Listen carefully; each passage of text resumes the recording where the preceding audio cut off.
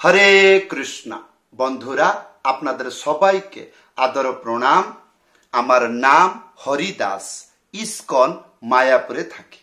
আপনাদের সবাইকে স্বাগত জানাচ্ছি আজকের করতাল পাঠ। তাহলে বন্ধু, আজকে আমরা করতাল পাঠে কি শিখব? আপনারা রিকোয়েস্ট করেছেন ভজ হুরে মন শ্রী নন্দ নন্দন।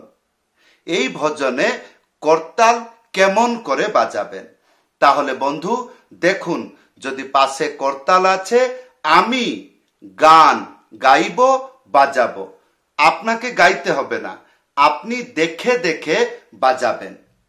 তাহলে বন্ধু আসুন, আশা করব ধৈর্যপূর্বক ভিডিওটি শেষ পর্যন্ত দেখুন, ভালো করে বুঝতে চেষ্টা করুন কেমন করে আমি গানটি গাচ্ছি, কোথায় করতালটি ধরছি, কোন জায়গায় করতালে ত্যাহি দিতে হবে, ডবল দিতে হবে, সেগুলো আপনারা ভালো করে দেখবেন। বন্ধু আশা করব ভুলবেন না, কৃপা করে চ্যানেলটি সাবস্ক্রাইব করে দিবেন। তাহলে বন্ধু আসুন, এই ভজনটি প্রথমে গান গাইব, তারপরে বাজাবো। ইয়ার পরে বলে দিব আমি কি কি বাজাইলাম।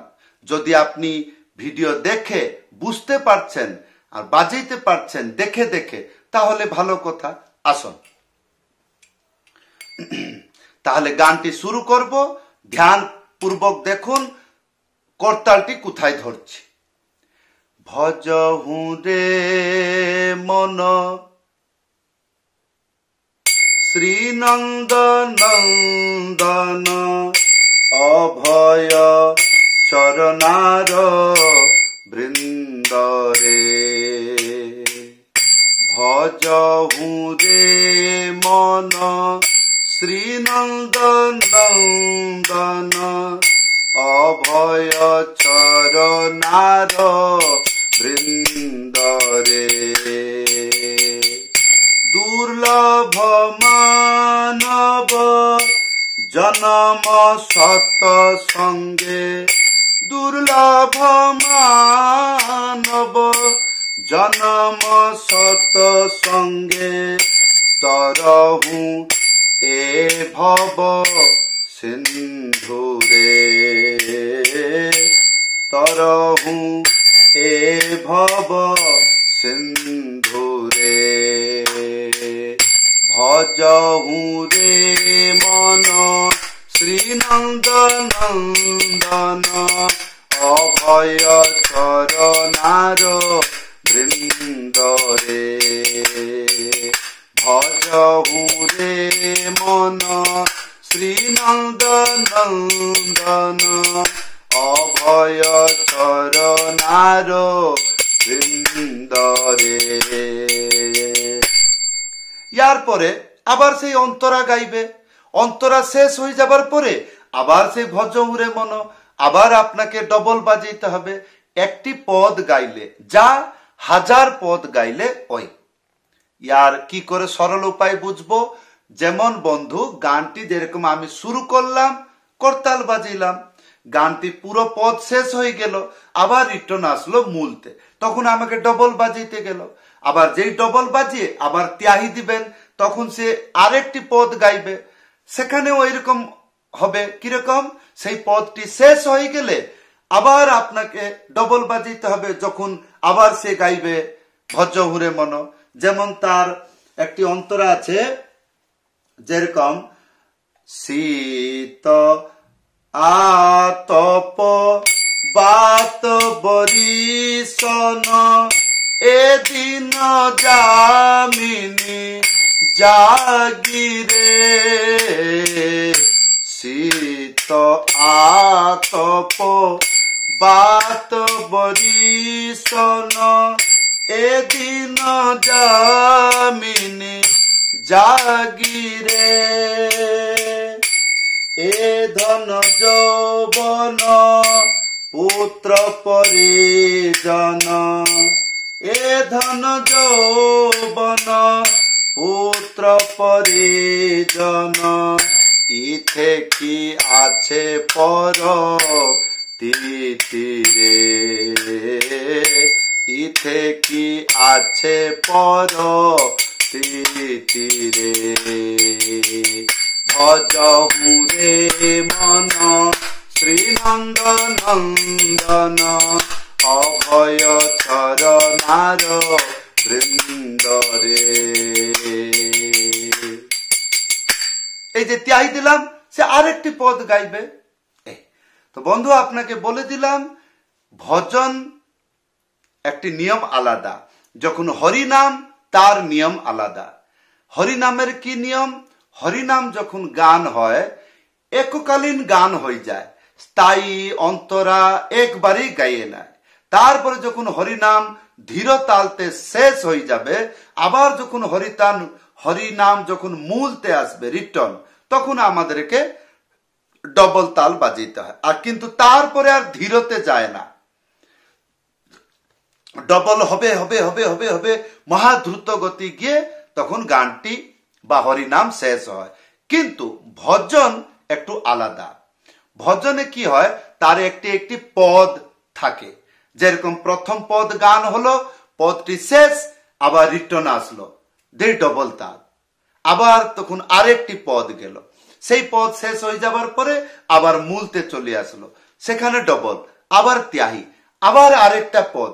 যতক্ষণ পর্যন্ত ভজন শেষ হচ্ছে না ততক্ষণ পর্যন্ত সে পদগুলো গান হবে, এবং সেই পদ শেষ হয়ে গেলে তখন সে ডবল তাল ব্যবহার করবে। তো বন্ধু, যদি আপনি আমার গান শুনে বুঝতে পারলেন কিরকম বাজাইতে হবে করতাল, তাহলে অনেক অনেক ধন্যবাদ। তাহলে জানতে হবে আপনার বুদ্ধি কাজ করছে।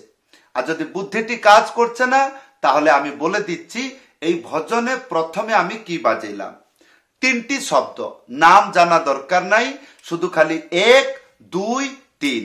1 মানে খালি, মানে উড়ে বাজাইতে হবে,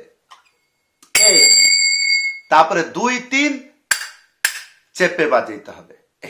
তো যখন গানটি শুরু হলো, 1 থেকে শুরু করবেন। কিরকম? ভজহু রে মন শ্রীনন্দ নন্দন, এখানে বুঝতে পারলেন? 1 থেকে শুরু হবে। তাহলে বন্ধু, এইবার ধ্যান পূর্বক শুনুন। ইয়ার পরে যে ত্যাহি বাজাইলাম, সেই ত্যাহি এই তিনটি শব্দের মধ্যে কোন জায়গাতে আপনি ত্যাহি ব্যবহার করবেন।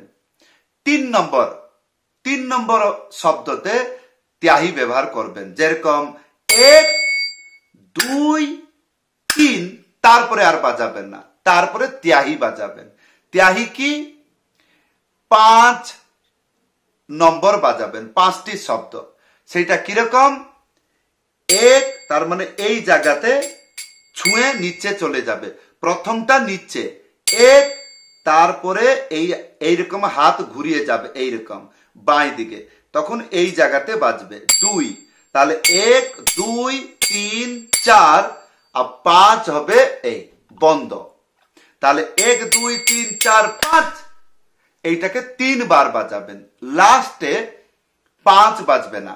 তাহলে 1 2 3 4 5, 1 2 3 4 5, 1 2 3 4। ইয়ার পরে জিজ্ঞাসা করবেন তারপরে কি করব? বাড়ি চলে যাব? বাড়িতে তো আছেন, আবার চলে যাবেন কোথায়? ইয়ার পরে আবার ভজন তাল বাজাবেন। কোথায় থেকে শুরু করবেন? 1 নম্বর থেকে। কিরকম?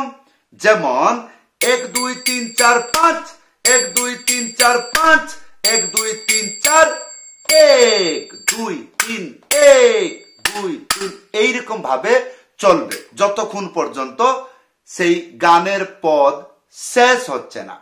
আর যখন শেষ হবে তখন আপনাকে পিকআপ তাল বাজাইতে হবে। পিকআপ মানে কি? 8 বার। কি 8 বার? শুধু এইরকম বাজাবেন, 1 2 3 4 5 6 7 8, এইরকম। তারপরে ডবল তাল। ডবল তাল কেমন করে বাজাবেন সেটা মন্ত্র কি? মন্ত্র জানা দরকার নেই, 3টি শব্দ 1 2 3, কিন্তু এখানে একটু উল্টো। কি?